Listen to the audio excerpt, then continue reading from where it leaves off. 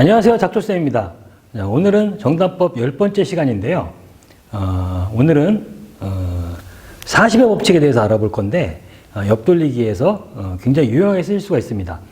그리고 그 전에 전 9편에서 제가 무회전 옆돌리기 시스템을 했었는데 그 숫자에 대해서 여러분들이 많은 뭔가 다르다는 걸 말씀을 해주셨는데 이 무회전 시스템이라는 게 각이 커지면 값이 많이 바뀌어요.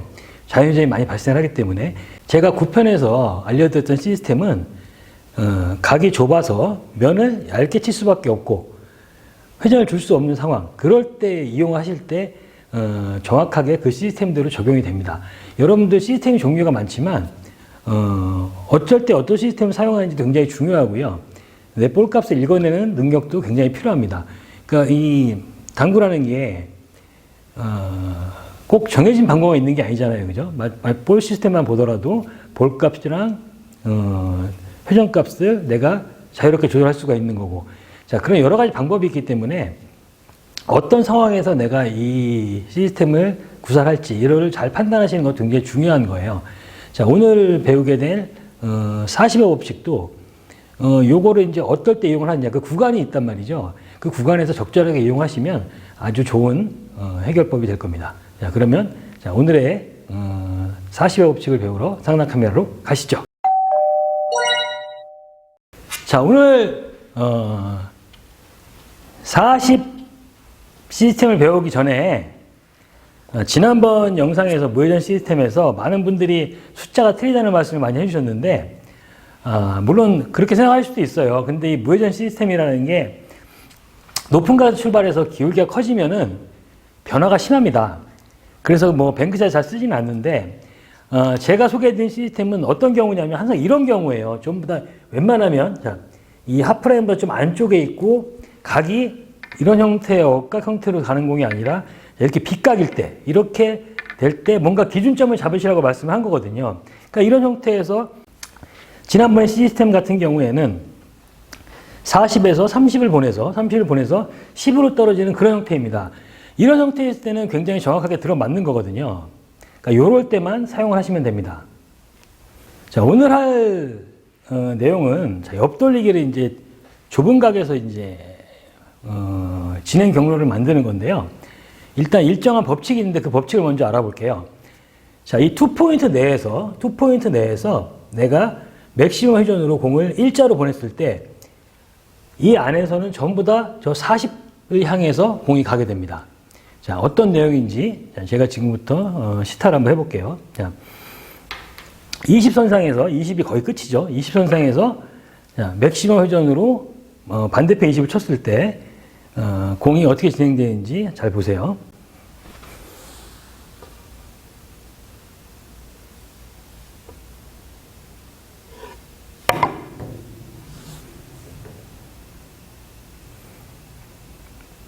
자, 이렇게 40선상으로 진행하게 됩니다.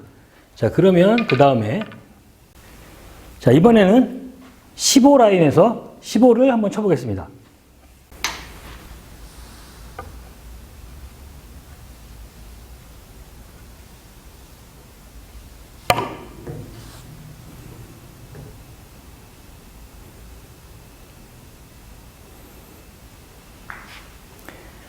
자, 이렇게 40선상으로 진행을 하는 걸 보실 수 있습니다. 자, 그 다음 10에서 한번 쳐보겠습니다.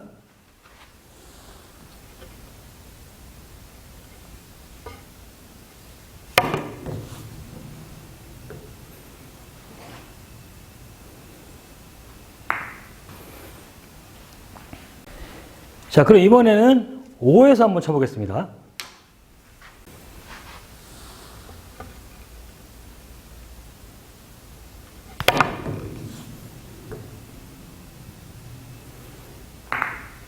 자, 이렇게 전부 다 40으로 진행을 했죠. 자, 근데 유심히 보신 분들 알겠지만 20에서 쳤을 때랑 5에서 쳤을 때랑 이 3쿠션 맞는 값은 다 틀려요.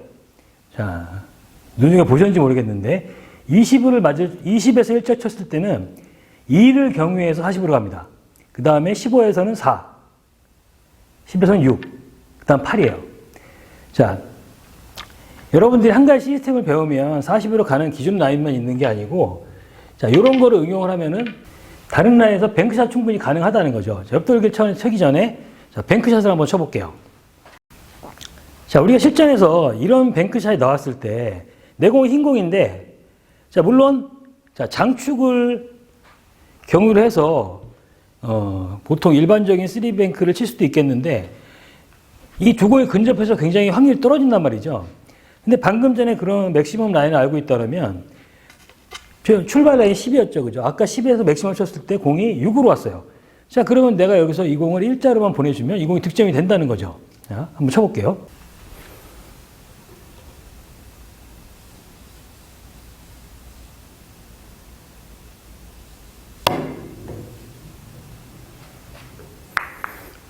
자, 이런 식으로 득점이 되는 거예요.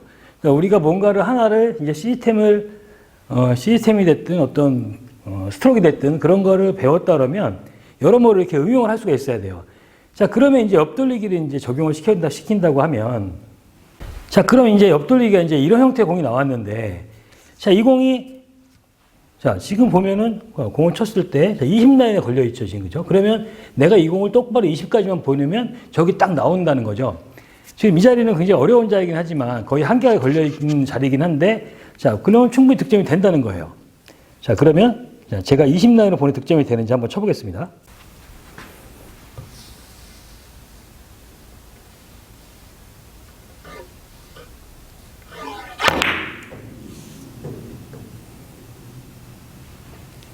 자, 이렇게 20라인으로 정확히 득점이 됐습니다. 자, 그러면 이번에는 15라인의 공이 있는데요. 자, 15라인에서도 마찬가지로 공을 자, 일자로 15까지만 보내면 충분히 득점이 가능하겠죠. 자, 한번 쳐볼게요.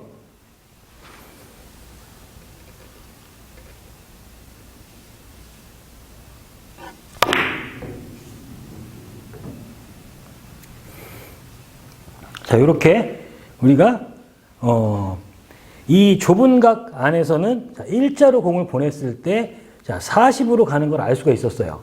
자, 그러면 이제, 자, 이번에는, 자, 이적구가 40이 아니고, 자, 50의 위치에 있어요. 그러면 내가 여기서, 자, 한 포인트가 늘어났기 때문에 이쪽에서는 이제 반 포인트를 내려줘야 되면 한 포인트가 더 가는 거죠. 뭐 정확히 0.46 뭐 그런 거 뭐 따지는 것들이 있는데 그렇게 복잡하게 생각하지 마시고 간단하게 보시면 돼요.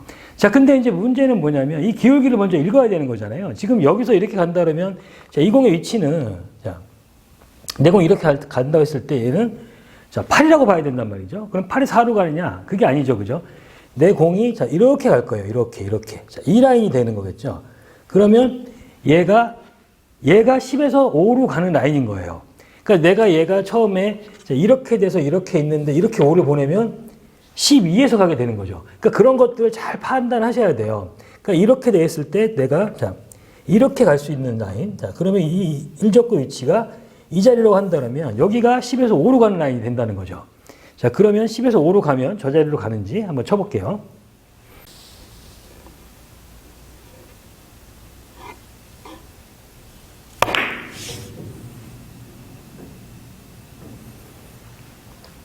자, 요렇게.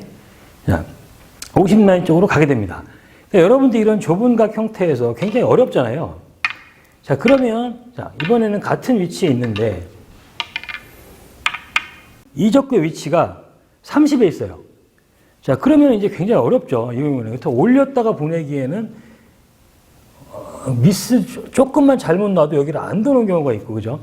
자, 그러면 이럴 때는 회전량을 약간 줄이고, 속도를 늦추는 거예요. 그러면은 공이 조금 더 짧은 라인으로 갈 수가 있습니다. 지금 이 상태 같은 경우에는 내가 여기서 자, 일자로 보낸다는 기준으로 봤을 때 한 9 정도 되는 것 같아요. 그럼 9로 보내면은 저로 갈 건데, 자, 9를 보내는 과정에서 회전량을 약간 줄이고, 4팁이었다면 3팁 정도로 줄인 다음에 속도를 좀 느리게 해주면 조금 더 짧아지는 형태가 됩니다. 자, 제가 한번 쳐볼게요.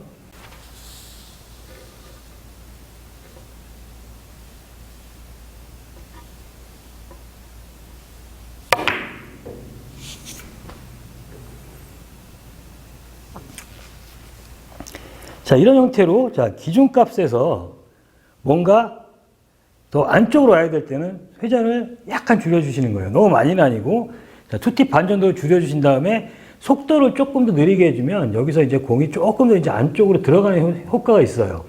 그 밑에는 좀 치기가 힘들겠죠.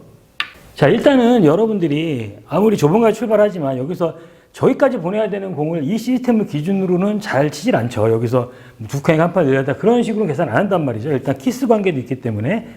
자, 주로 이제 요 언저리에 있는 그 애매한 위치에 있는 공들을 다룰 때 요 시스템을 적용하게 되는데, 자, 이런 상태란 말이죠. 내가 여기서 이제 이 볼 값을 어떻게 볼까가 굉장히 중요하다는 거죠.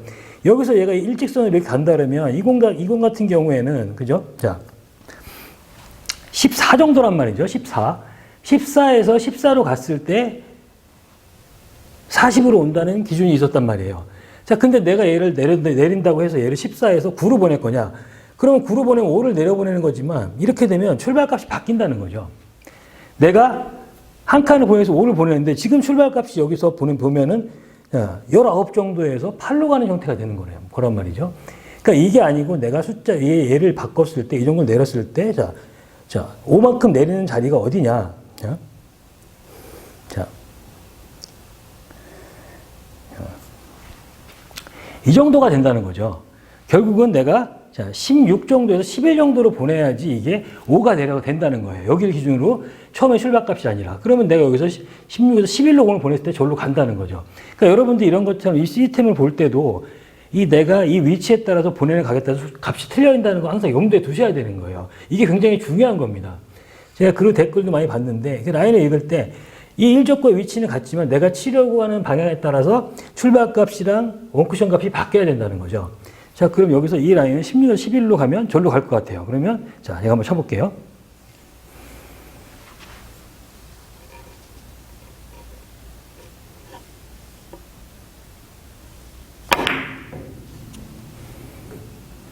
자, 이렇게 정확하게 50도로 갔는데 좀 짧게는 갔지만 자, 이런 식으로 공이 간다는 거죠. 그러니까 여러분들이 항상 이 시스템을 대할 때는 이 출발 라인하고 이 도착값이랑 이 내가 치는 순간에 바뀌는 각도까지 전부 다 파악을 하셔갖고 공을 치셔야지 정확하게 시스템을 구사할 수가 있습니다.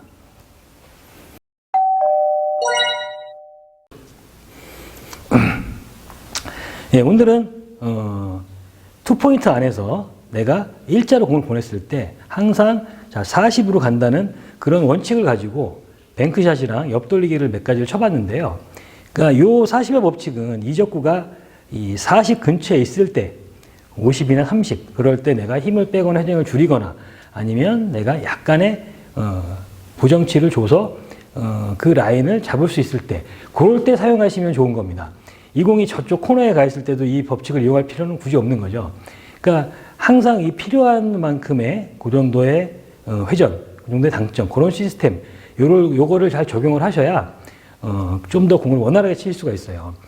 옆돌리기만 해도 시스템이 굉장히 많습니다.